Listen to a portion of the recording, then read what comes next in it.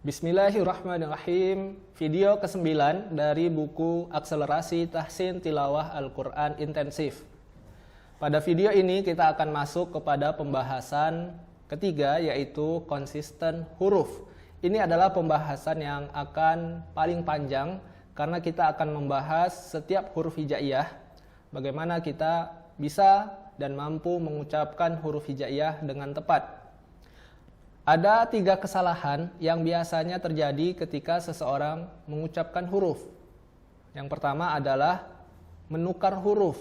Jadi bunyi hurufnya tertukar dengan huruf yang lain. Contoh, di dalam surah Al-Fatihah ayat yang kelima, sering kita temukan seseorang membaca huruf sin jadi sod atau huruf sodnya jadi sin. Contoh, ihdinas si, berarti itu menukar huruf sod jadi sin. Yang benar adalah ihdinas, naik ke rahang tebal, ihdinas siratal mus. Nah, ini adalah huruf sin sukun.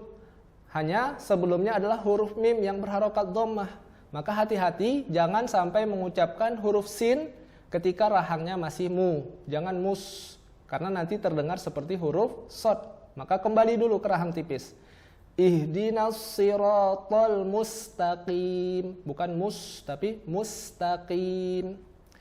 Kesalahan yang kedua adalah menambah huruf baru. Jadi muncul huruf baru yang tidak ada di dalam Al-Quran. Contoh, masih di dalam surah Al-Fatihah. Di dalam ayat yang kedua, sering kita dengar ada yang membaca alhamdulillah, ada bunyi le. Padahal di situ tidak ada huruf le. Yang harusnya dibaca alhamdu, jangan alhamdu. Dan kesalahan yang ketiga adalah menghapus huruf. Hurufnya itu tidak terbaca. Contoh di dalam surah An-Nasr, di akhir ayat yang pertama. Ketika kita berhenti, seharusnya terdengar bunyi. Contoh, idza jaa nasrullahi wal fath. Fath, bunyi. Jangan idza jaa nasrullahi wal fath. Nah, berarti menghilangkan huruf h-nya. Nah, ini adalah 3 kesalahan. Menukar huruf, menambah huruf, dan menghapus huruf. Dan ketiga kesalahan ini tidak boleh kita lakukan ketika kita tilawah Al-Quran.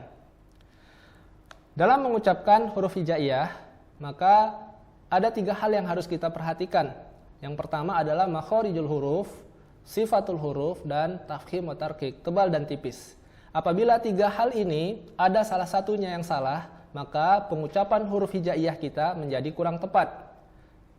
Silahkan dilihat pada tabel berikut ini. Ada huruf sin yang berharokat dhammah. Hati-hati jangan bertukar jadi huruf sod yang berharokat dhammah. Yang satu harusnya dibaca su, sedangkan sod dibaca su. Beda ya, su dengan su. Selanjutnya ada huruf zal yang berharokat dhammah dan huruf zo yang berharokat dhammah. Huruf zal dibaca zu, huruf zo dibaca zu. Beda ya, zu dengan zu. Huruf sin yang berharokat kasroh jangan sampai tertukar dengan huruf sod yang berharokat kasroh. Huruf sinnya dibaca si, sedangkan huruf sodnya si. Demikian juga huruf dal. Huruf dal ketika dia berharokat dhammah, jangan seperti tertukar dengan huruf dot, atau huruf dotnya tertukar jadi dal. Seharusnya dibaca huruf dalnya du, sedangkan dotnya du. Ini membedakan adalah sifat istitolah. Du dan du. Du. Demikian juga kalau dia berharokat kasroh, huruf dal dibaca di, sedangkan dot dibaca di. Beda ya, di. Huruf zai dengan huruf zal. Nah, ini bedanya pada sifat. Huruf zai memiliki sifat sofir, sedangkan huruf zal tanpa sifat sofir. Sehingga huruf zai dibaca za dan huruf zal dibaca za. Beda ya, za dengan za. Demikian juga kalau dia berharokat dhammah, huruf zai dibaca zu, sedangkan huruf zal dibaca zu. Beda, zu dengan zu. Lalu huruf zai dan huruf zo, kalau dia berharokat dhammah, yang huruf zai dibaca zu, sedangkan huruf zo dibaca zu. Zu. Atau huruf hamzah dan ain. Nah, ini harus dibedakan.